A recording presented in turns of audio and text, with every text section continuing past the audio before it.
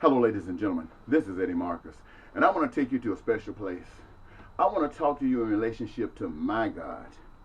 My God is a loving God. My God loves me, and He wants the best. I say He because I've been taught that God was a He. I don't know if God is a He or a She or it, but God made me and loves me and wants me to live on this earth just like I'm in heaven. The God that loves me also loves every last one of you and wants you to live on this earth as though you are in heaven. Now, here we are in a situation where that's not happening. You got 1% of the population who might be living as if they are in heaven, and you got 99% of the population that might not be living in the crux of hell, but they're on that path. And they all want to get up. And they've been taught that the way to get up to that 1% is that you got to exploit or go along with the exploitation of the rest. My God is against that. And for 30 some odd years, I've spoken against this that exists. I'm a social scientist. I've been trained to be a social scientist. But it didn't take away my God. In other words, I took what I've learned in the science of the social and affixed it to my God. What I want to say to you is this. There are two distinctions between life. One is up, one is down, which parallels with good and bad. My God, I have seen it as good because what He wants for me, He wants for you. And what it takes to do that, to please me and you, is good. Why? Because nobody is left out. But we are, as a people, living where God has apparently a different God, tells people that it's okay. There are people who, in order to have their will and to have their right, will kill you. To have their will, whether it's individual personal stuff or for their personal group or their race or they will just kill you in order to have that, and they don't care what you think. So what I have surmised out of that, especially for those of you who believe in the Bible, this thing has existed ever since men and women, or should I say human beings, have been put on the earth. It began with the first two. So if to me, it began with the first two, right and wrong, good and bad. One was good and one was bad. And something tells me that they cannot exist concurrently.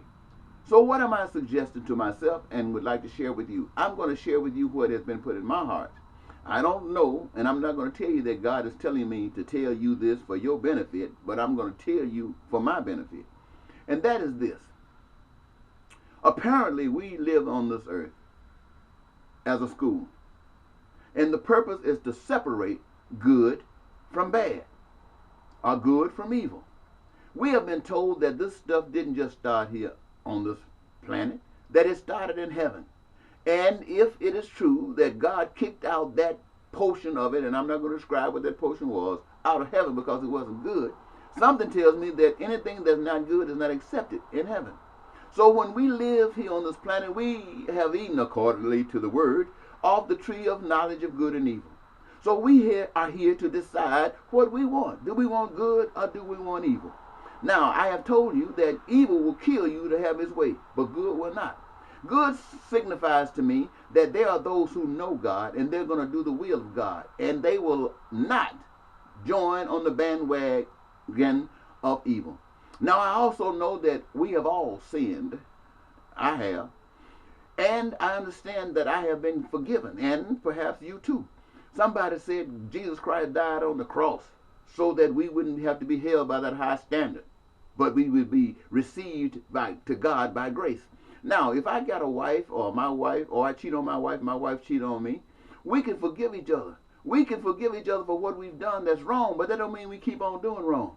If God forgives us for sinning, He forgives us for what we've done, but He don't want us to keep on sinning. And so for those people who say that you'll get into heaven by grace, I want you to know, in my understanding, that's a lie. God will forgive you for doing wrong, but He expects you to do right. And forget that statement that you can get into heaven even though you're doing wrong just by going to church and playing in the choir and still doing a little wrong. You ain't getting up in there. And here's a place for you to learn that.